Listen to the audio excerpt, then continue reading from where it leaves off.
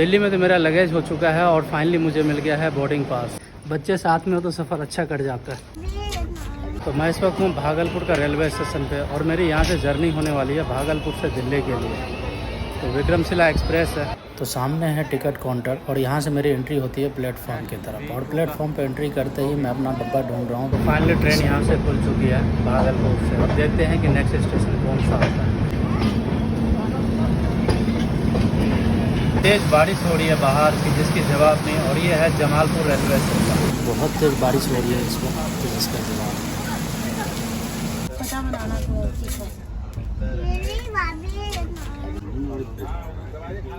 सफ़र का असली मज़ा तो ट्रेन में आता है। कभी चाय ले लो तो कभी झाल मुड़ी ले लो तो कभी खाना ले लो, बहुत अच्छा लगता है। पर जो सफ़र है ना बड़ा लंबा सफ़र होता है और बोर हो जाते हैं इस सफ़र को तय करना।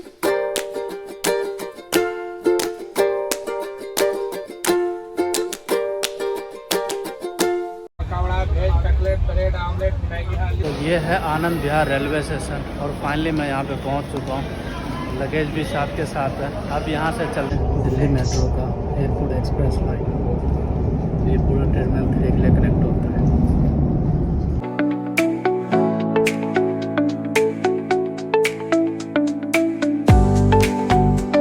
टर्मिनल 3 का डिपार्चर एरिया, ये गेट नंबर 5 या 6 से मेरा एंट्री होगा यहाँ से। और एंट्री में अभी है टाइम आधा घंटा के आसपास। तो पहले अंदर एंट्री करते हैं और एंट्री करने के बाद जो भी इन्फॉर्मेशन हो सकता है, जो ब्लॉगिंग हो सकता है, मैं आप लोगों के साथ में शेयर ज़रूर करूँगा।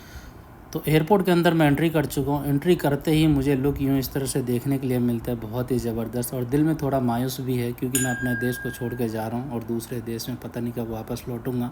तो आगे चलने से पहले बैग में थोड़ा पिन्नी चढ़वा लेते ताकि बैग की सेफ्टी रहे। और 600 रुपये लगता है अंदर बाहर दोनों जगह पर यहाँ पर काउंटर होते हैं। तो बैग के ऊपर पिन्नी चढ़वाना बेहद ज़रूरी है। अगर नहीं चढ़वाते तो स्क्रैच भी आता है और बैग डैमेज होने का भी डर होता है। और यहाँ पे पिन्नी चढ़वाने का 600 रुपये लगता है इंडिया के हिसाब से, तो ठीक है नॉर्मली है। तो दिल्ली में तो मेरा लगेज हो चुका है और फाइनली मुझे मिल गया है बोर्डिंग पास। और काउंटर पे रिक्वेस्ट करने से मुझे मिल चुका है विंडो सीट, और दोनों ही विंडो सीट मिला है दिल्ली से अबू धाबी और अबू धाबी से रियाद के लिए। तो अब चलते हैं इमिग्रेशन की ओर। बोर्डिंग पास, इमिग्रेशन, लगेज सारा का सारा क्लियर हो गया। और क्लियर होने के बाद अब मैं अंदर की ओर एंट्री कर चुका हूँ। अब मुझे ऐसा फील हो रहा है कि मैं फाइनली अपने देश से निकल चुका हूँ क्योंकि इमिग्रेशन क्लियर हो चुका है। तो इमिग्रेशन के बाद मैं आ चुका हूँ ड्यूटी फ्री एरिया में और रास्ता यहाँ दुकानों के बीच से है ताकि कस्टमर की नज़र दुकानों पे पड़े और जो सामान ख़रीदना चाहे वो अपने हिसाब से सामान खरीद सकते हैं। जैसे कि आपने देखा होगा कि एयरपोर्ट पे कोई एक अलग से रास्ता नहीं होता है, दुकानों के बीच से होता है ताकि कस्टमर का जब तक नज़र ना पड़े तो वो सामान कैसे खरीदेगा। तो इस तरह से यहाँ से होते हुए अब निकल चुका हूँ। गेट के पास तो मैं आ चुका हूँ। अब हो रही है सर में दर्द। अब देखते हैं कि कहाँ मिलता है हमें चाय या कॉफ़ी या कैपुचिनो, कुछ भी मिल जाए थोड़ा बहुत दिमाग तो शांत होगा क्योंकि शरीर में एनर्जी की कमी है। कल से ट्रैवल कर रहा हूँ तो एनर्जी बेहद ज़्यादा ज़रूरी है और शरीर में अगर एनर्जी ही ना मिले तो फिर तो दिक्कत की बात है ही है। तो एनर्जी के लिए पहले ढूंढते हैं कॉफ़ी। तो कहीं भी ज़्यादा टाइम बैठ करके वेटिंग करना बहुत ही ज़्यादा टफ लगता है। हालांकि ज़्यादा टाइम भी नहीं हुआ और बोरिंग सी हो रही है। देखो गेट कब तक खुलता है और आगे का सफ़र कैसे तय। इतना लंबा टाइम वेट करने के बाद गेट भी ओपन हो चुका है। अब मैं जा रहा हूँ अब अपनी फ़्लाइट की ओर। इसमें सवारी ज़्यादातर दुबई के हैं। दुबई से मुझे रियाद जाना है तो कनेक्टिंग फ़्लाइट है और भी सवारी है उसके लिए। और फ्लाइट के अंदर गलू क्यों।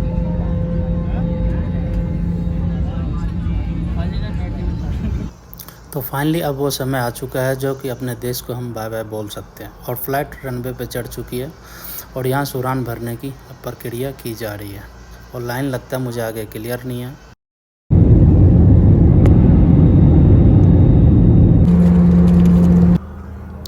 तो प्लेन के अंदर डिस्प्ले जितने हैं सारे के सारे बंद पड़े हुए हैं और फ़ोन में खुद से मुझे कनेक्ट करना पड़ा है। सामने बारकोड था, कनेक्ट करने के बाद ये पूरा का पूरा डिटेल दिखा दिया। फ़्लाइट की स्पीड कितनी है, कितनी ऊंचाई पे है और कितनी देर में फ़्लाइट लैंड कर जाएगा अबू धाबी में। और बाहर का मौसम यूँ इस तरह से बहुत ही ज़बरदस्त है। और फाइनली मुझे लगता है कि अब लैंड करने वाली है फ़्लाइट और अबू धाबी में पहुँच चुका हूँ। अबू धाबी पहुँचने के बाद अब ये फ़्लाइट लगाया जा रहा है। अबू धाबी इंटरनेशनल एयरपोर्ट पे पहुँच चुका हूँ। अब यहाँ से बाहर की ओर चलते हैं और इस सफ़र के दौरान हमारी मुलाकात होती है एक और भाई से। लेकिन कैसे हैं? तो आप कहाँ तक चल रहे हैं? सऊदी? हम भी रियाद ही जा रहे हैं। तो रियाद ही जा रहे हैं। कितना वेटिंग है? वेटिंग तो हमारा 6 घंटा का है। भाई साहब का 6 घंटा, मेरा 1 या 1.5 घंटा वेटिंग है बस। कोई नहीं, कुछ टाइम तो साथ में रहेंगे। नाम का तो बोला कि हम मिला देंगे, तो अचानक उसका भी जो है टिकट कट गया, वो चला गया, हमसे मिलाया भी नहीं। वो उसका नाम इजहार था। इजहार था। हाँ। बिल्कुल, वो चला गया गांव, फिर छुट्टी, फिर हम भी जो है छुट्टी चले गए। बिल्कुल। तो आज अचानक हम लोग फिर आ रहे थे वापस, दोबारा मुलाकात हो ही गया। जब मिलाने वाला ऊपर वाला तो मिल ही जाता। सही। तो जो भी मुझे एक बंदा मिला था साथ चलने के लिए जान पहचान का, उसको भी रोक दिया गया क्योंकि उसकी फ़्लाइट यहाँ से 6.5 घंटे बाद था।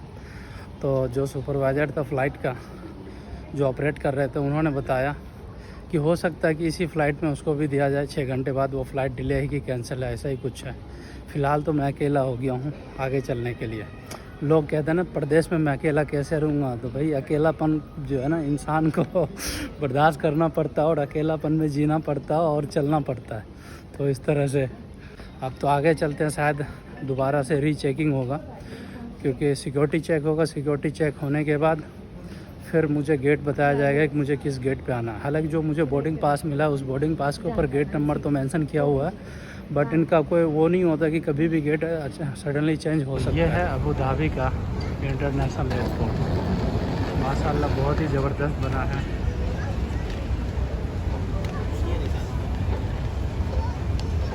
तो दुबई इंटरनेशनल एयरपोर्ट पे हमारी मुलाकात होती है छोटी सी बच्ची से।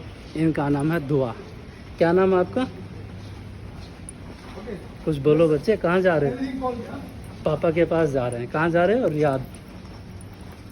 अच्छा, बच्चे साथ में हो तो सफ़र अच्छा कट जाता है। अब दुबई से भी सऊदी के लिए निकल पड़ा हूँ दूसरी फ़्लाइट में, एतिहाद एयरलाइंस में।